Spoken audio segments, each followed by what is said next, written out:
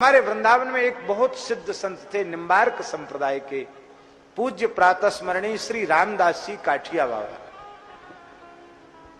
सिद्ध पुरुष थे, भगवत साक्षात्कार संपन्न महापुरुष थे, पुराने काठिया के संस्थापक। बाबा बड़े अवधूत, बड़े फक्कड़ थे महाराज। उनके इतने चमत्कार की बहुत मोटी पोथी है उनके चरित्र की। विलक्षण जीवन उनका। संत दासी काठिया जो पहले बैरिस्टर थे, उनको आकाश मार्ग से जाकर छत पर सो रहे थे, जगा करके भजन का उपदेश किया था उन्होंने। और वे बैरिस्टर बाबू जब शिष्य बनने आए उनके, तो देखा बाबा वृक्ष के नीचे बैठे हैं, त्यागी तपस्वी धुनी लगाए बैठे हैं, चिलम चल रही है, बाबा धुनी पर बैठे हैं। कभी कोई गलती करता तो डांट डपट करते, गाली गलौज भी करते। अरे बोले यही महात्मा है जो हमको दिखे थे रात को।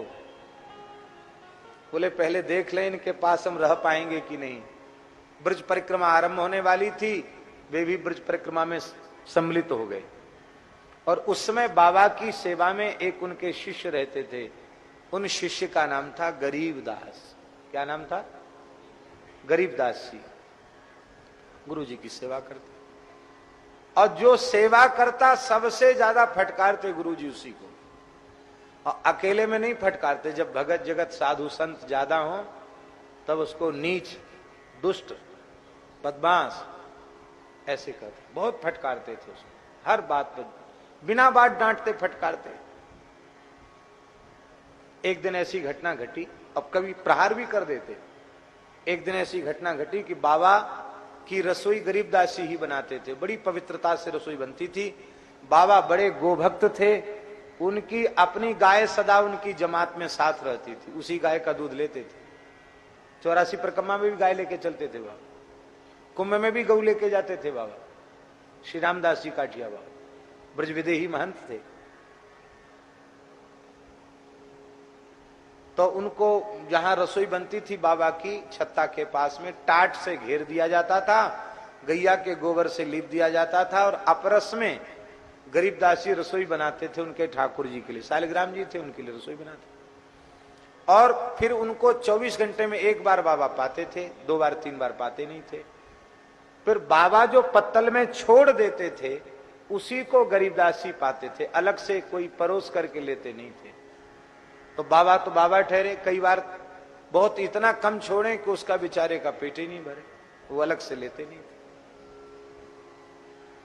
एक दिन बाबा की रसोई बना रहे थे और परिक्रमा आई हुई एक बंगाल की स्त्री ने वो टाट को पकड़ के झांक के देख लिया कि यहाँ क्या हो रहा है। बस बाबा को गुस्सा आई, बाबा ने सब उजाड़ दिया, और महाराज चूल्हा उजाड़ दिया, अग्नि बुझा दी, और डंडा उसी अग्नि के लक्कड़ से गरीबदास को पीटने लगे। और पीटते पीटते महाराज बेचारा साधु बेहोश हो गया। ये मारे ही डालेंगे कि कैसे महात्मा है। खूब फटकारे, खूब पीटे। अब पीट के चले गए बाबा, बैठ गए सामने, कपड़ा डाल के अपने भजन करने लगे। डर के मारे कोई गया नहीं गरीबदास जी के पास। गरीबदास जी उठे, और उठ करके फिर सब बर्तन इकट्ठे किए, उनको अमनिया किया, फिर गोबर से लीपा, फिर चूल्हा चिताया, फिर टिक्कड़ बनाए, रसोई बनाई, और ठाकुर जी को भोग लगाया। 1-2 घंटा और लग गया। अब फिर भोग धरा करके गुरु जी के सामने रखा। रोज तो गुरु महाराज कुछ प्रसाद छोड़ देते थे, आज पत्तल में एक कण नहीं छोड़ा, सब पा गए। अब बोले और नहीं चेला से। रात्रि का समय आया, सत्य घटना सुना रहे हैं। रात्रि का समय आया, बाबा पौढ़े थे, और गरीबदास जी एक कटोरी में घी लेकर गुरुदेव के चरणों के तल में लगा रहे थे। उसी समय उनकी आंख से आंसू गिरा, बाबा के चरण पर गिर गया। गरीबदास, हाँ महाराज जी, रो रहे हो? और जोर से रोने लगे। क्यों रोते हो, क्यों रो रहे हो? बोले गुरुदेव, आज आपको समय से प्रसाद नहीं पवा पाया, इस बात की इतनी पीड़ा है कि मेरे प्राण छूट जाए। वृद्ध शरीर है आपका, आपको समय से हम प्रसाद नहीं पवा पाए। ये नहीं कि आपने हमको मारा,